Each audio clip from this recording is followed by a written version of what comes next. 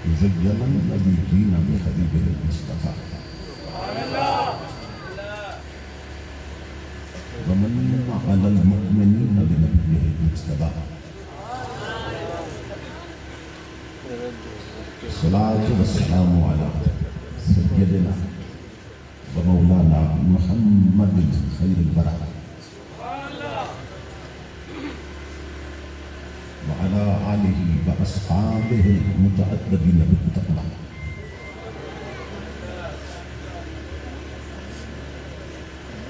أما بعد فأعوذ بالله السميع العليم من الشيطان اللعين الرجيم بسم الله الرحمن الرحيم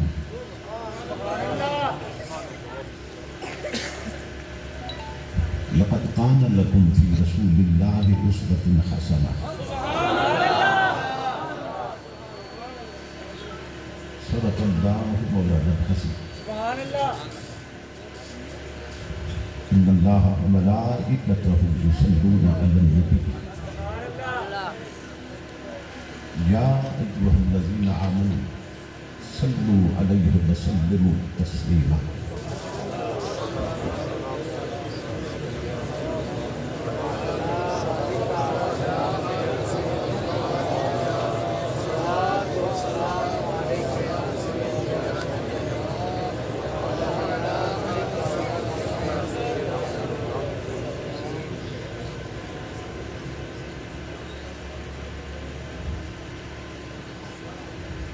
لائق سب احترام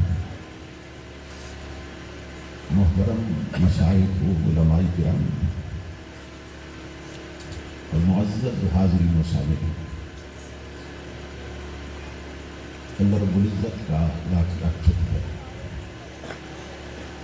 کہ جس نے اپنی توفیق خاص سے آپ کو آج کی اس عظیم الشان عظیم المقاصد اور کثیر البرکات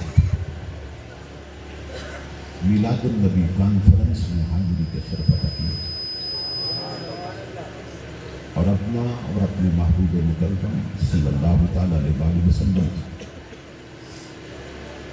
ذکر پاک اور پیغام عظیم سننے اور سنانے کی توفیق عطا فرمائے۔ اس عظیم الشان پروگرام کے نکات پر میں آپ تمام حضرات کی خدمت میں بالعموم اور غوثیہ میلاد کمیٹی دستوراں کے جملہ کارکنان وابستگان سرپرستان اور معاونین کی خدمت میں بالخصوص دل کی اتھا گہرائیوں سے ہدیہ تبریک و قاسم پیش کرتا ہوں اور دعا کرتا ہوں کہ اللہ رب العزت کو اس کی اس محنت اور ہم سب کی حاضری اپنی پاک بارگاہ قبول و منظور فرمائے اور آج کی اس نشست کو ہماری اعتقادی، فکری اور عملی تربیت کے اعتبار سے نتیجہ خیز اور بامقصد بنائے۔ میں نقیب شہید برادر عزیز مخلصی اللہ محترم غلام عباس صاحب حافظہ اللہ تعالی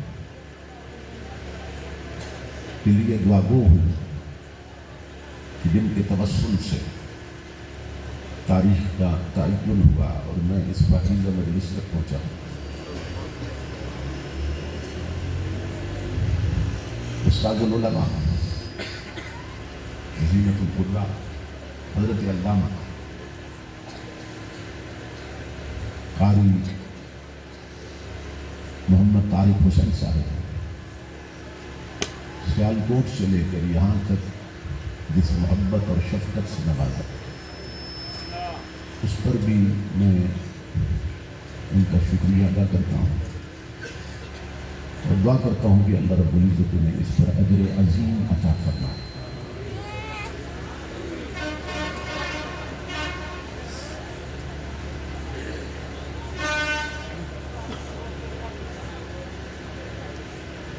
مجوزہ عنوان پر گفتگو کے لیے میں نے قرآن حکیم کے جو الفاظ تلاوت کرنے کا شرف حاصل کیا،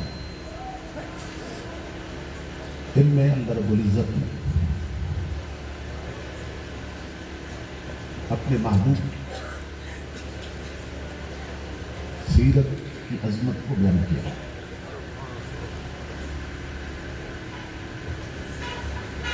میلاد النبی صلی اللہ علیہ وسلم،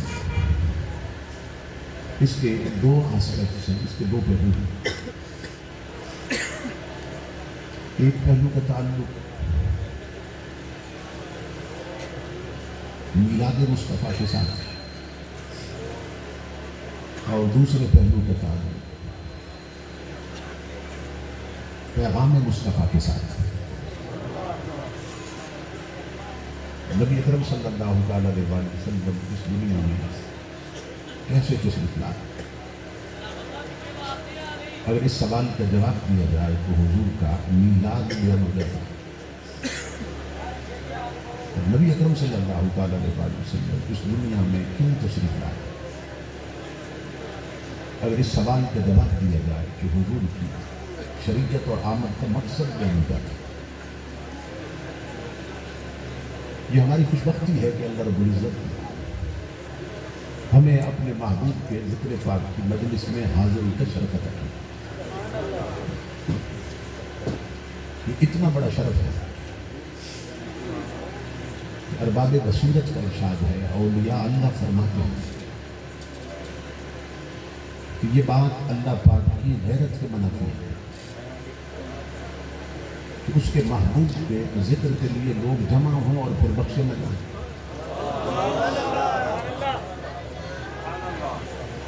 یہ ہو ہی نہیں سکتا، یہ بات اللہ پاک کی غیرت کے منافی ہے، اس کے محبوب کے ذکر کے لیے لوگ جمع ہوں اور بخشے نہ جائیں، یہ ہو ہی نہیں سکتا۔ نبی اکرم صلی اللہ تعالیٰ علیہ وسلم کا ارشاد گرامی ہے، اذا مررتم بریاض الجنت فرتعوا، میرے غلاموں جب جنت کے باغوں میں جاؤ اپنی فراق لے لیا۔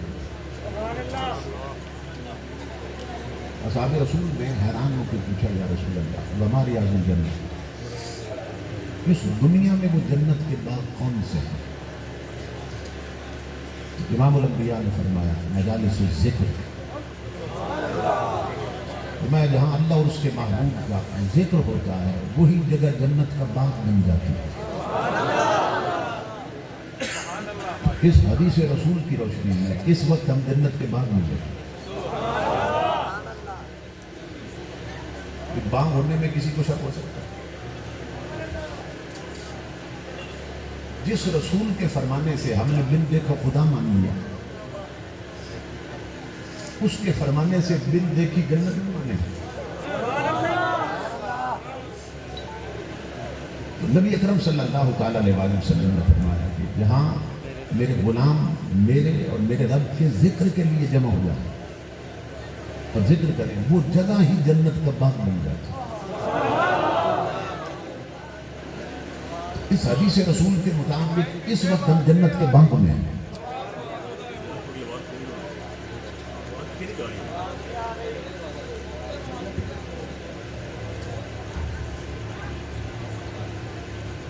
اس وقت ہم جنت کے باغ میں۔ جب بعض لوگوں کی طلب یہ ہوتی ہے کہ خطیب منبر پہ آتے ہی نہ چوتھے گیئر میں چلا جائے، تو یہ لوگوں کی بھی بے وقوفی ہے اور خطیب کی بھی بے وقوفی ہوتی ہے۔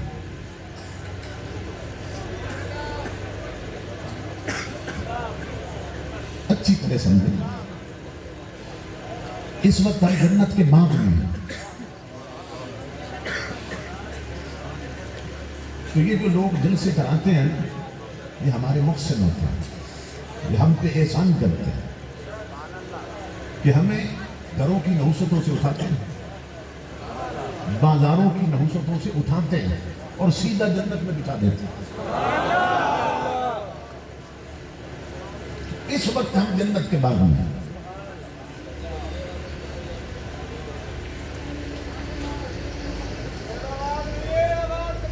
امام الانبیاء کے غلام. یا تو یہ جو ایک دو بیٹھے ہیں ان کا رخ کر دے مجمع کی طرف. دو کا ادھر دے اور دو ادھر دے. اور یا تھا تھوڑی عوام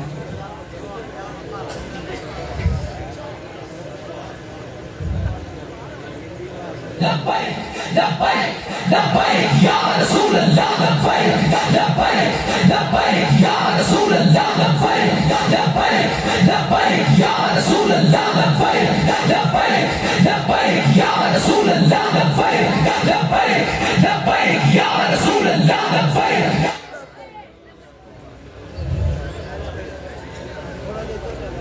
اب ہے تو یہ جنت مگر نظر نہیں آتی. اگر یہ جنت کا باغ دکھا دیا جائے تو جو نہیں آئے نا وہ سر کے بل دوڑتے آئیں گے. مگر اللہ رب العزت فرماتا ہے میں دکھا کے منوانے نہیں چاہتا. میں دکھا کے نہیں منوانا چاہتا. میں ہر شے اپنے حبیب سے سنوا کے منوانا چاہتا. اگر دیکھ کے مانا تم نے تو وسیلہ تمہاری آنکھیں بنے گی اور سن کے ماننا تو وسیلہ میرا رسول بنے. دکھا سکتا ہوں مگر نہیں دکھاؤں گا. تو اس وقت ہم جنت کے باغ میں بیٹھے کہ میں بار بار اس لیے دوہرا رہا ہوں کہ جو لوگ آ سکتے تھے مگر نہیں آئے, جو ٹچ موبائلوں پہ بیٹھے, جو اڈے پہ بیٹھے, جو ہوٹلوں پہ بیٹھے, جو اپنی گپ شپ پہ بیٹھے, جو آ سکتے تھے مگر نہیں آئے, وہ صبح کسی کو ملے تو یہ نہ کہیں میں رات کو محفل میں نہیں گیا تھا. اسے بتائیں میں اتنا بدبخت ہوں میں رات کو جنت میں نہ جا سکا.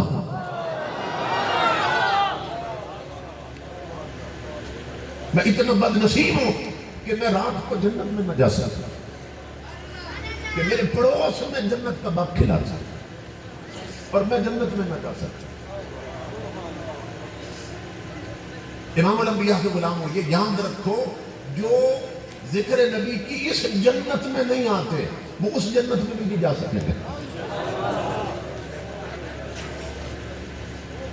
جس جنت میں پہنچنا آسان تھا وہ اس میں نہ آ سکے. یعنی گھر سے اٹھ کر, بازار سے اٹھ کر, اڈے سے اٹھ کر اس جنت میں نہ آ سکے جس میں پہنچنا آسان تھا. تو پل صراط سے گزر کر اس جنت میں کیسے جا سکے گا؟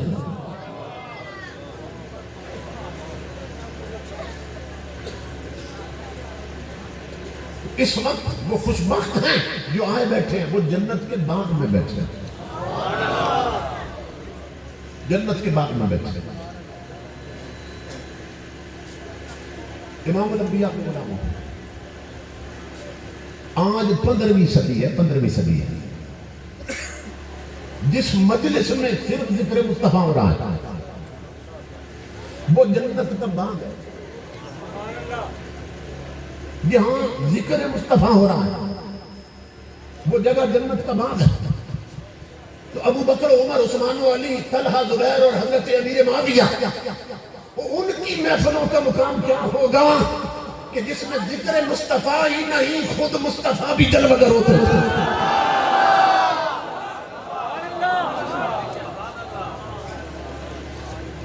ان کی محفلوں کا مقام کیا بنے گا؟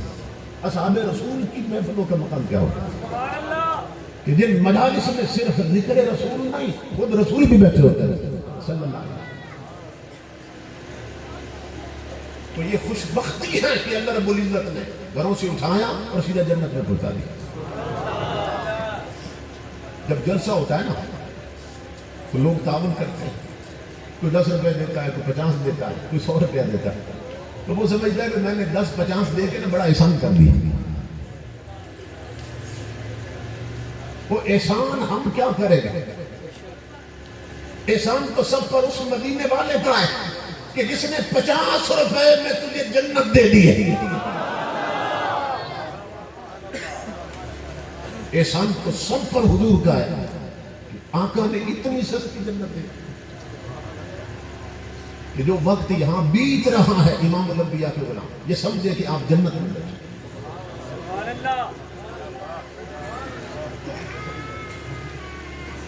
حضرت شاہ عبدالعزیز محدث دہلوی سے کسی نے پوچھا تھا رحمت اللہ تعالی کہ حضرت کیا وجہ ہے کہ جہاں طوائفوں کی محفل ہو نا، ناچنے والوں کی محفل ہو اور ناچنے والیوں کی محفل ہو اور گانے والیوں کی محفل ہو تو وہاں کسی کو نیند نہیں آتی.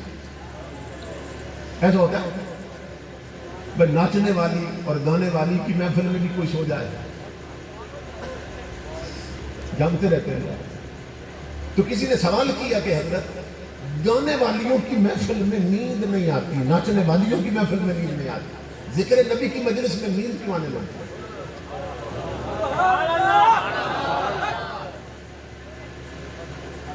آپ نے جواب دیا، فرمایا میرے بیٹا سیدھی سی بات ہے کہ نیند کانٹوں پہ نہیں آتی، نیند پھولوں پہ آتی ہے.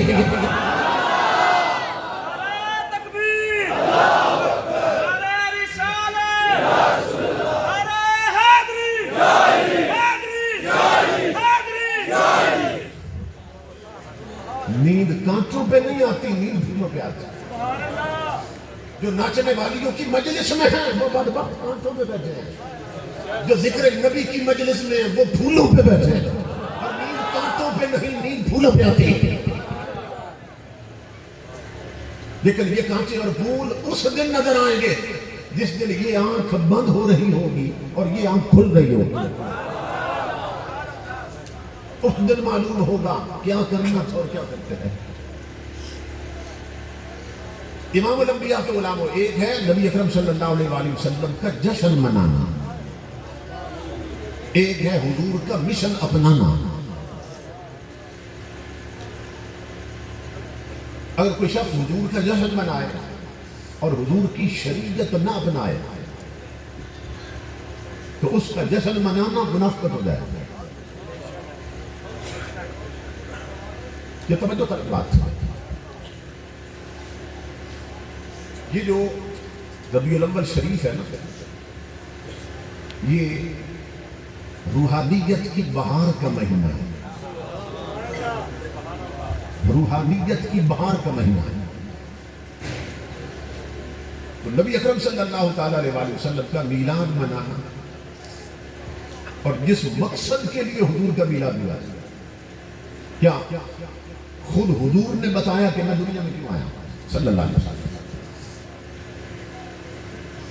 آقا نے فرمایا میں دنیا میں کیوں آیا؟ فرمایا انما بعثت معلما، میرے رب نے مجھے بھیجا ہی اس لیے کہ تم دین سیکھو، میں تمہیں دین سکھاؤں.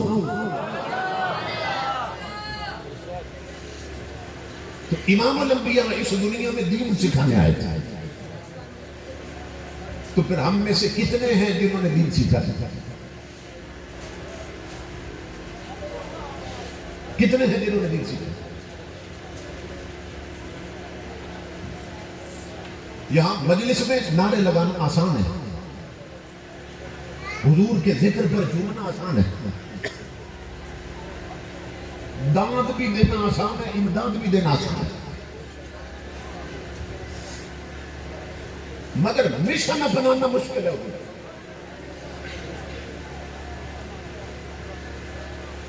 امام الانبیاء کے غلاموں میں ہاتھ نہیں اٹھواؤں گا،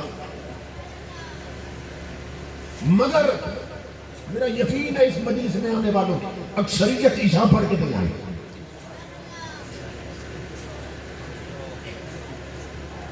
اور جب جاگتے ہوئے عشاء پڑھ کے نہیں آئی تو گھر جانے کے بعد سو کر اٹھ کر فجر کیسے پڑھے گی؟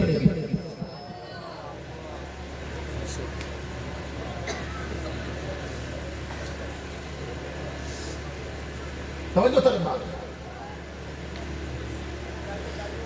یہ جو سر پہ سبز ٹوپیاں نظر آ رہی ہیں یہ مسجد کی ہے یا اپنے گھروں سے لائے ہیں؟ محفل کے لیے، محفل کے لیے مطلب آپ گھروں سے ننگے سر آئے تھے محفل میں اور یہ محفل والوں نے احسان کیا کہ آپ کو ٹوپیاں دے دی. اسی طرح بات ہے، گھروں سے ننگے سر آئے تھے تو گھروں سے ننگے سر آنا مجلس میں بتا رہا ہے کہ آنے والے عشاء پڑھ کے نہیں آئے. اگر مسجدوں میں گئے ہوتے عشاء پڑھنے تو پھر سر پہ کوئی ٹوپی رکھی ہوتی، کوئی پگڑی باندھ لی ہوتی. تو جب ننگے سر آئے ہیں مجلس میں، اس کا مطلب یہ ہے اکثریت نماز پڑھ کے نہیں آئے، اکثریت فجر جا کے نہیں پڑھے. تو یہاں ذکر نبی پر جھومنے کا مقصد کیا ہے؟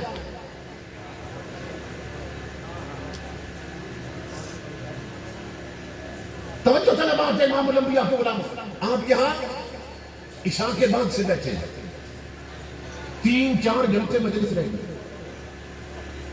یہ 3-4 گھنٹے جو آپ یہاں بیٹھے ہیں نا، یہ نہ فرض تھا، نہ واجب تھا، نہ اللہ کا حکم ہے، اس کے رسول کا حکم ہے. آپ اپنی مرضی سے بیٹھے. ہم کتنے نادان ہیں کہ ہم نے وہ کام کر لیا 3-4 گھنٹے جو ہم چاہتے تھے، اور 15 منٹ کی وہ عشاء نہیں پڑی جسے رسول چاہتے تھے. سبحان اللہ. اور گھر جا کے 10 منٹ کی وہ فجر نہیں پڑھیں گے جسے رب رسول چاہتے ہیں. تو اپنے چاہے پہ چلے یا رسول کے چاہے پہ چلے؟ یہ سمجھو طریقہ. اتنے عرصہ سے محفل ہوتی ہے، کئی سال گزر جاتے ہیں، انتظامیہ سے پوچھو تو بتاتے ہیں 10 سال سے محفل ہوتی ہے. مگر حیرت کی بات ہے امام الانبیاء کے غلاموں کہ مجلس میں آنے والے لوگ 10 سالوں میں یہ نہ جان سکے ذکر نبی کی مجلس میں حاضری کی آداب کیا ہے.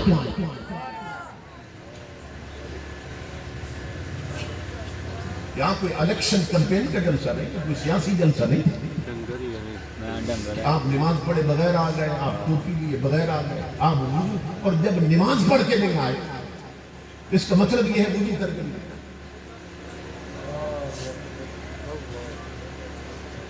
محفلیں جب سے مسجدوں کے بائیں ہونے لگی ہیں، محفلیں نہیں رہی ہیں، میلے بن گئی ہیں کہ آنے والے بغیر نماز پڑھے آ جاتے ہیں، بغیر وضو کے آ جاتے ہیں، سر ڈھانپے بغیر آ جاتے ہیں.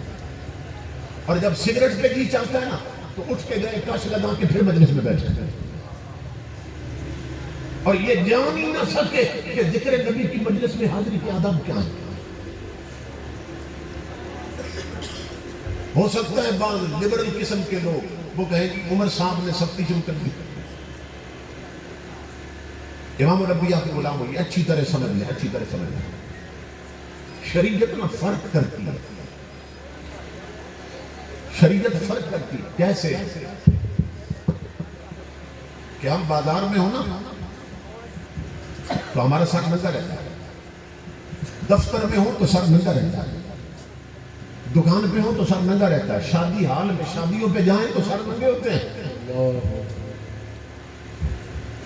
اپنے کاروبار کے مرکز میں ہو تو سر ننگے رہتے ہیں.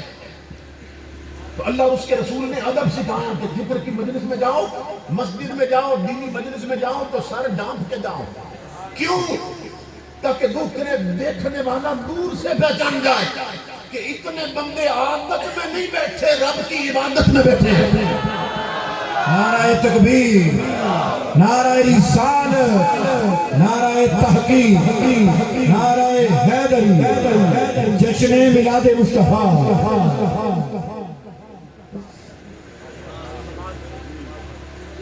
تو عادت اور عبادت میں فرق ہوتا ہے. دیکھو نا، ہم بازار میں ہاتھ کھلے رہتے ہیں، دکان پہ ہاتھ کھلے رہتے ہیں، کاروبار کرتے ہیں ہاتھ کھلے ہوتے ہیں، شادی میں گئے ہاتھ کھلے تھے. لیکن جب مسجد میں آئے فرمایا اب ہاتھ باندھ لو. قیام میں اب ہاتھ باندھ لو. کیوں؟ شریعت فرق کرنا چاہتی ہے کہ تاکہ دور سے دیکھنے والا بندہ پہچان جائے کہ یہ عادت میں نہیں کھڑا، اپنے رب کی عبادت میں کھڑا ہے.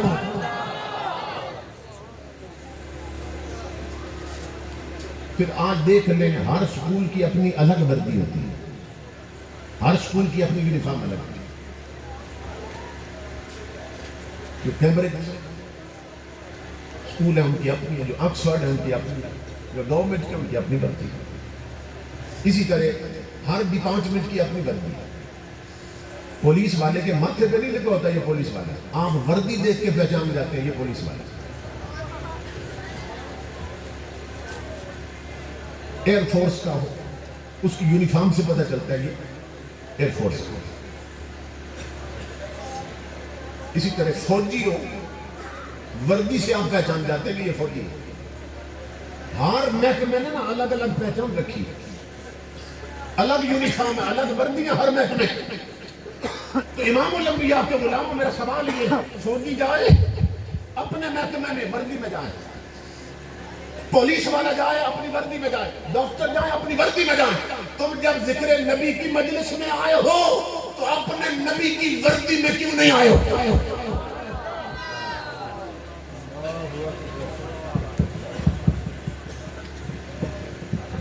یہ باتیں اس لیے عرض کر رہا ہوں کہ آئندہ محفلوں میں جانے کے لیے آپ کی تھوڑی تربیت ہو جائے۔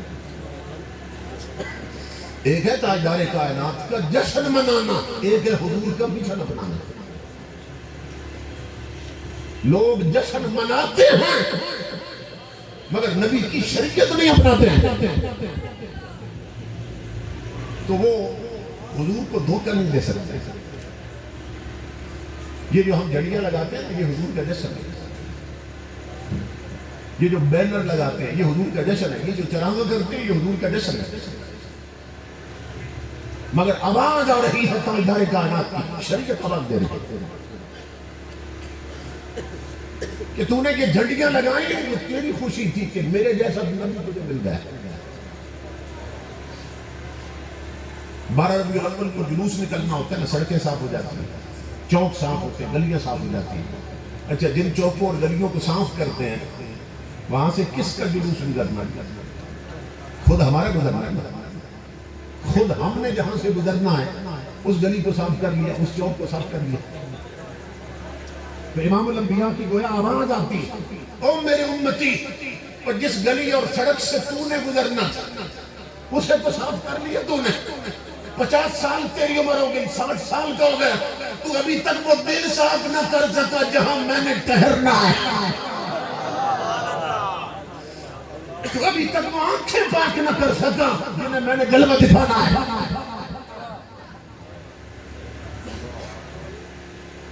آج بچے معصومیت کی عمر میں ہیں مگر کسی کی آنکھ نہیں رہی، کان معصوم نہیں رہے، آنکھ معصوم نہیں رہے۔ اور قرآن کہتا ہے قد افلح من تزکا، فلاح وہ پائے گا، جنت وہ جائے گا، رب رسول کا قرب اسے نصیب ہوگا جو پاک ہو گیا، جس کی آنکھیں پاک رہی، جس کے کان پاک رہے، جس کی زبان پاک رہی، جس کے ہاتھ پاک رہے، جس کی سوچ پاک رہی، تصورات پاک رہے، جس کے قدم پاک رہے۔ اب بتائیں ہمارے گھروں میں کتنے لوگ ہیں جو ٹچ موبائلوں پر گانے نہیں سنتے ہیں، جو ٹی وی پہ بیٹھ کے فلمیں نہیں دیکھتے ہیں،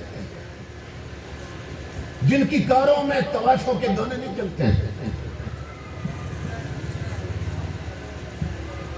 کتنے لوگ ہیں جن کی شادیوں پر ڈیٹ نہیں لگتے ہیں ہفتہ 2 ہفتے پہلے اور گانے نہیں چلتے ہیں۔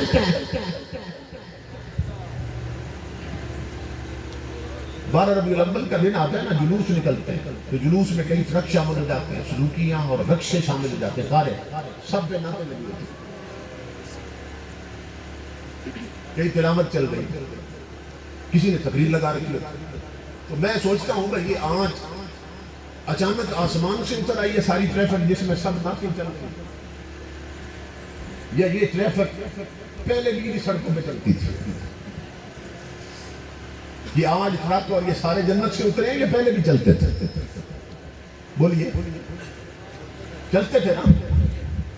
تو سوال یہ ہے کہ جن میں آج 12 ربیع الاول کو تلاوت لگی ہے، نعتیں لگی ہیں، علماء کی تقریریں لگی ہیں، یہ دن گزر جائے تو پورا سال انہی کے اندر تواشوں کے گانے کیوں چلتے ہیں؟ اس کا مطلب یہ ہے ہم صرف ایک دن کے لیے نبی کے بن جاتے ہیں اور پورا سال ہم شیطان کے بنے رہتے ہیں۔ مدینے سے آواز آتی ہے نادان، اور جب میں ہمیشہ کے لیے تیرا بنا تو ہمیشہ کے لیے میرا کیوں نہیں بنتا؟ حضور اس دنیا میں تھے تو ہمارے آقا قبر میں ہے ہمارے، حشر میں ہوں گے تو ہمارے ہوں گے۔ وہ ہمیشہ کے لیے ہمیں مل گئے، ہم ہمیشہ کے لیے انہیں کیوں نہیں ملتے؟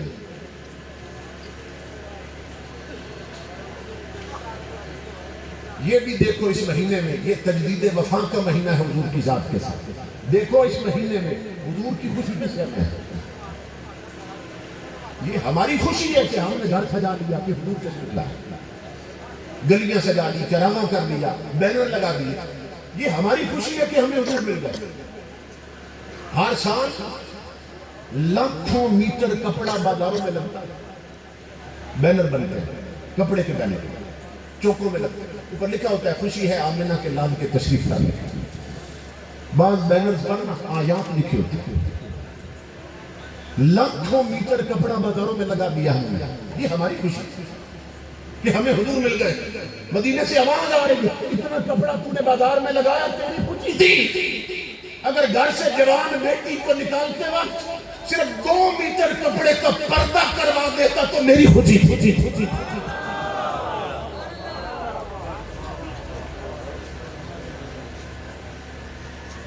میری باتیں کڑوی ہیں مگر ہضم ہو جائیں تو شفا ہوگی، بیماریاں ختم ہو جائیں گی۔ اس لیے امام الانبیاء کے غلام صرف جشن منانے والے اور مشن نہ اپنانے والے کبھی حضور کو راضی نہیں کر سکتے۔ دونوں چیزیں کرنی ہیں، دونوں کام کرنے ہیں۔ آقا کا جشن منانا ہے اور کملی والے کی شریعت اپنانی ہے۔